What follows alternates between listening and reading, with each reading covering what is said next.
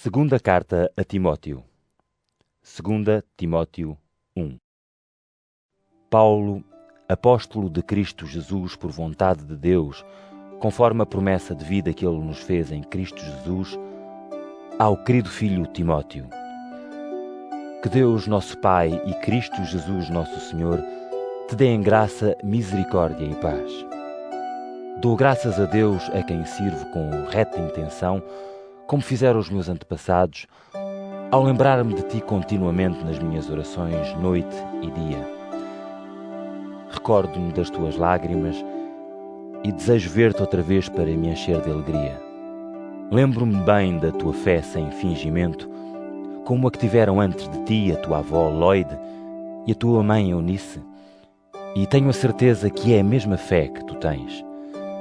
Por esse motivo, quero lembrar-te que conserves sempre bem vivo o especial dom de Deus que recebeste pela imposição das minhas mãos. Pois o Espírito que Deus nos deu não é de medo, mas sim de coragem, amor e bom senso.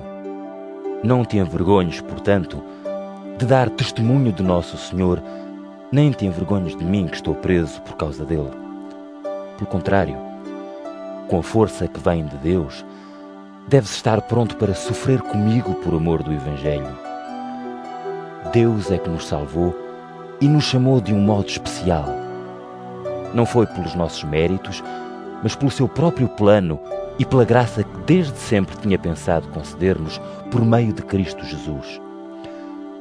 Esta graça tornou-se conhecida agora pelo aparecimento do nosso Salvador Cristo Jesus, que destruiu a morte e fez brilhar a esperança da vida eterna por meio do Evangelho. É desta boa nova que eu fui nomeado mensageiro, apóstolo e mestre. Por esse motivo é que sofro estas coisas. Mas não me envergonho, pois sei em quem pus a minha fé e estou certo de que Ele tem poder para guardar o legado que me foi confiado até ao dia marcado. Toma por modelo a doutrina verdadeira que de mim aprendeste e mantém-te firme na fé e no amor, em união com Cristo Jesus. Pelo Espírito Santo que vive em nós, procura guardar o precioso legado da fé. Já sabes que todos os da Ásia me abandonaram. Entre eles está Fígelo e Hermógenes. Que Deus mostre a sua bondade para com a família de Onesíforo, que muitas vezes me reconfortou e não se envergonhou de mim por eu estar preso. Pelo contrário, logo que chegou a Roma, veio à minha procura e conseguiu encontrar-me. Que o Senhor faça com que ele seja tratado por Deus com misericórdia no dia do juízo. Quanto aos serviços que ele tem prestado em Éfeso, tu os conheces melhor do que eu. 2 Timóteo 2. Quanto a ti, meu filho, fortalece-te na graça que vem de Cristo Jesus. E o que ouviste de mim, diante de muitas testemunhas, transmite-o a pessoas de confiança que sejam capazes de o ensinar a outros. Compartilha os sofrimentos como fiel soldado de Cristo Jesus.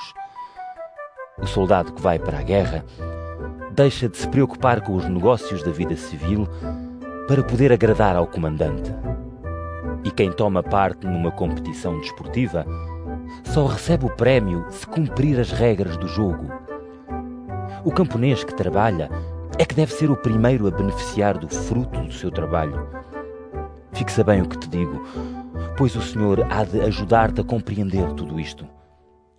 Lembra-te de Jesus Cristo, que ressuscitou dentre os mortos, o qual é da descendência de Davi, segundo o meu Evangelho.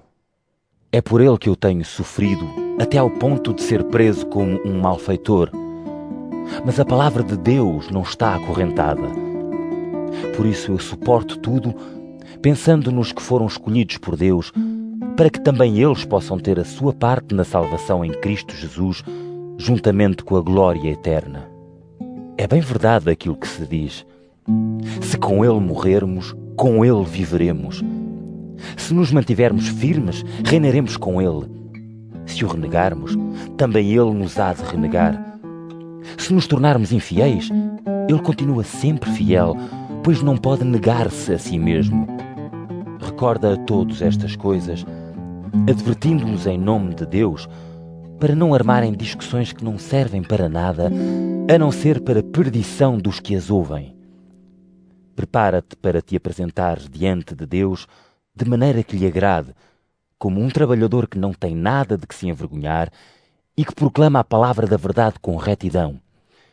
Evita os palavreados mundanos que não servem senão para aumentar a descrença. As palavras dos que assim falam alastram como gangrena. Entre esses estão Himeneu e Fileto. Eles afastaram-se da verdade e fazem perder a fé aos outros, dizendo que a ressurreição já aconteceu. Porém, o fundamento estabelecido por Deus está bem firme, e nele está escrito: O Senhor conhece aqueles que lhe pertencem. E ainda, todo aquele que invoca o nome do Senhor deve afastar-se da injustiça. numa casa rica, não há só utensílios domésticos de ouro e prata. Há também alguns de madeira e de barro.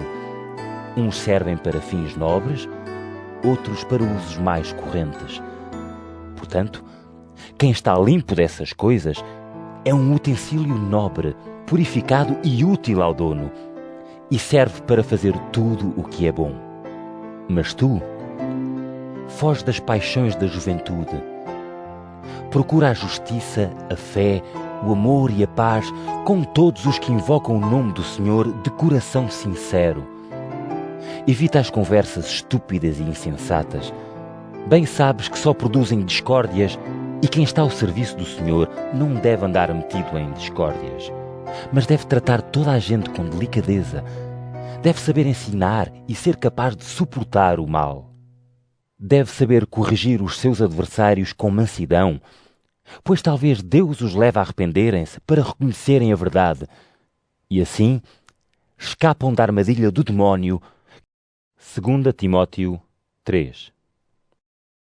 Fica sabendo que, quando chegarem os últimos tempos, hão de vir momentos difíceis. Os homens serão egoístas, gananciosos, pretensiosos, orgulhosos, blasfemos, desobedientes aos pais, mal-agradecidos e descrentes. Serão gente sem amor nem espírito de colaboração. Serão caluniadores, desonestos, desumanos, inimigos do bem, traidores, insolentes, duros de entendimento e mais amigos dos prazeres do que de Deus. Têm aparências de piedade, mas renegam a sua verdadeira força.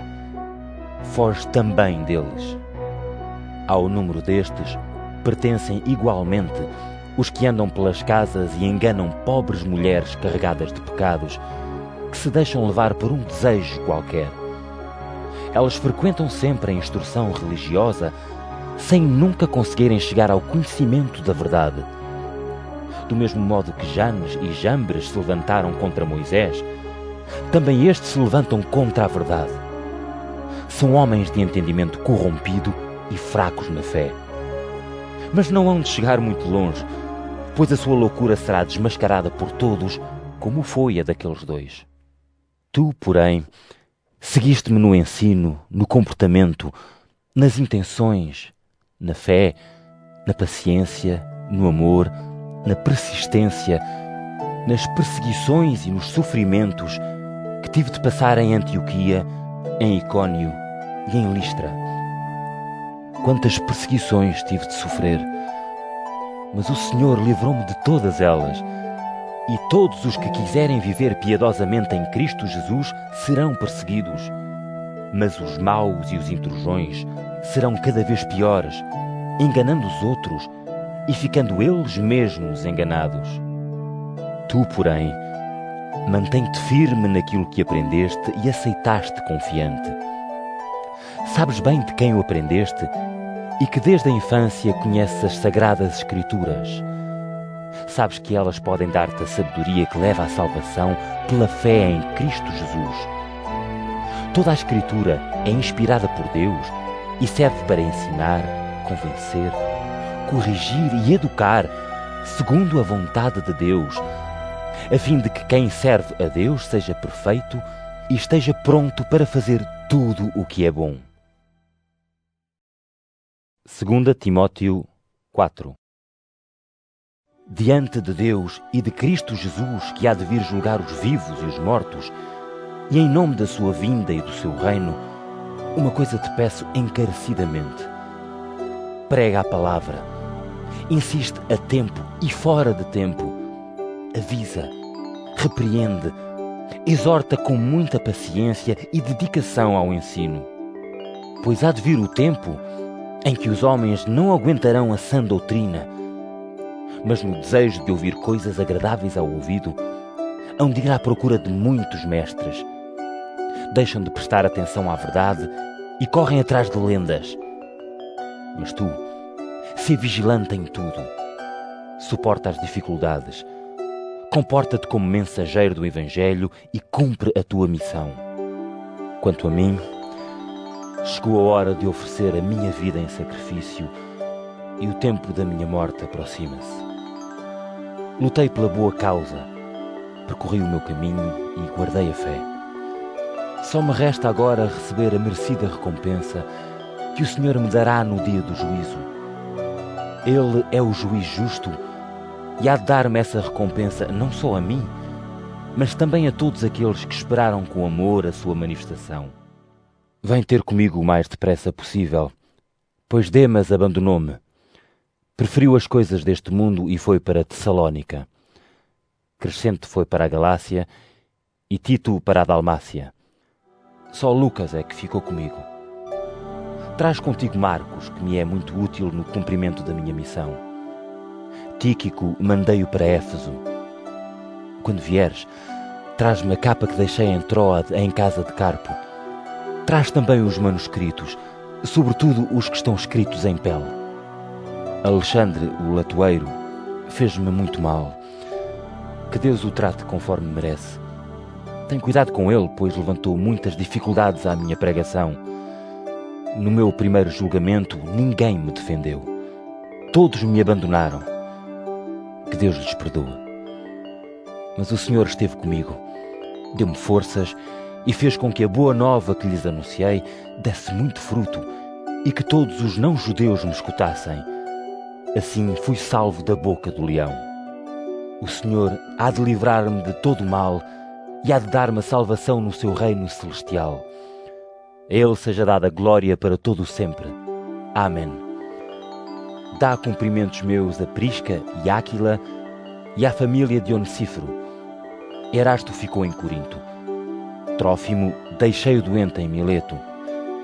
Faz o possível por vires antes do inverno. Éubulo, Pudente, Lino, Cláudia e todos os crentes mandam-te cumprimentos. Que o Senhor esteja contigo e que a graça de Deus esteja convosco.